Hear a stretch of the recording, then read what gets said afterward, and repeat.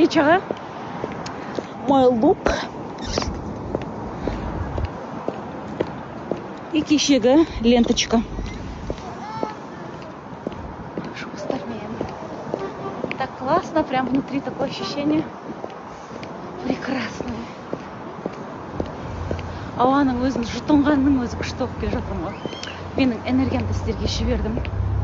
Мен сияқты сіздер де жеңіл демалыңыздар. Күшті көңіл күймен ояныңыздар. Жұмыстарыңыз таусылмай шапқылап жүре беріңіздер. Сіздерге бір тілектер тілеп жүрейін. Қазір опан күнек түсіріп жатырмын, қайттан түсіріп жатырмын, короче. Мынау осындай эстетичный қасықтар. Өте арзан тұрады. Осындайдан бір 6-ын алдым. Сайзы күшті да. И бізде келесі мынандай. Мынау не десеңіздер, бұл май құйып қоятын. Тамақ жасаған кезде крышканың аузын ашып жауып жүрмейсіздер. Мынаған құйып қоясыздар да. Жауып, инаны бүйтіп басып түсіне бересіздер. И обратно жауып қоясыздар. Күшті да? Осы. Менің анда әдетім бар, крышканы ашам да, сосын крышкасын таппай қалам. Сол үшін осыны алып қойдым. Келесі бізде мындай кеселер. Үйде қонақ келіп қалса, кесе керек. Осындай аппақ кеселер алдық. И мынандай киім тазалайтын.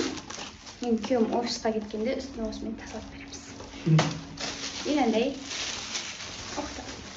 бұны упа жұмыстан келмей қалса, кеш келсе пайдаланамыз. Тоқ кетіп Өтірік айтам, бауырсақ істейін деп алғам ғой. Негізі қамыр вообще жай алмаймын мен. Көреміз енді. Бұл губка. Әдіс жуатын. Все? Ішіне бұтмақ. Тефаль бар. Жасап жатырмыз өзіміз Назым, Жанат. Көп болғанша Жанатты көрмегендеріңізге ме? Өзімнің кездеспегеніме өте көп болды бұл қызбен. Постоянно отырамыз, бір күн отырамыз деп Зухра айтатын еді. Енді Алла қаласа жаңа үйінде новосельеға барамыз, сол кезде тағы да отырыс болады.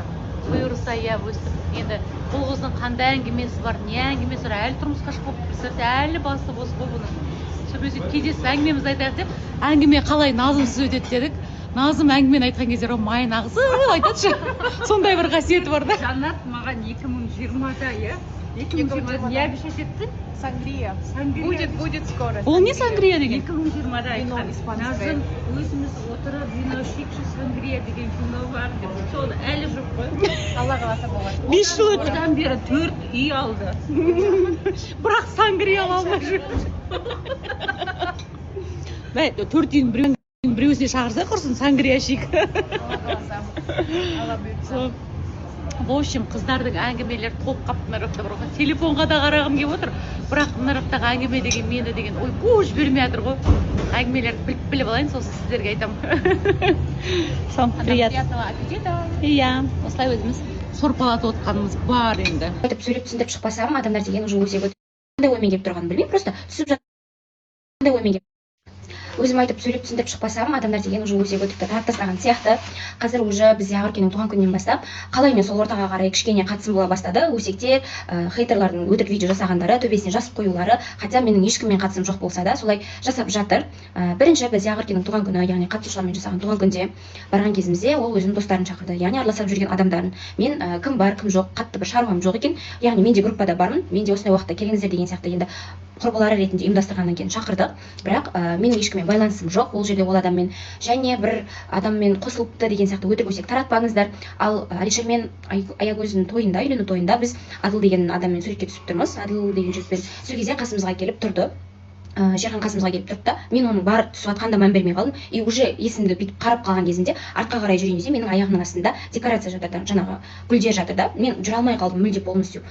И сол кадр бірақ сурет кетіп қалған уже бүкіл жаққа. Так что оны таратып өсек айтып керек емес. Ол адамдар бір қандай оймен келіп тұрғанын білмеймін, просто түсіп жатқан шығар, барлығы келіп негізі түсіп жатқан общий суреттерде. Сондықтан жаман ой таратпаңыздар, босқа өздеріңізге зияндық жинайсыздар, күнә жинайсыздар деген сияқты ғой. Өзім айтып шықпасам, тағы да мен туралы қазір біраз өсек шығып кетеді. Мен өзімнің бақытымды тапқан адамын, өз-өзімен тыныш жүрген адамын, ешкімге қатысым жоқ, ешкімнің өміріне араласпаймын, кедергі болмаймын. Өсектерге сенбей, лучше өзімнің аузымнан шыққан нәрсеге сеніңіздер. Болды, осы күнге шейін уже хейт жасап, әртүрлі видеолар жасағандар жететін шығар, наверное. Түсінген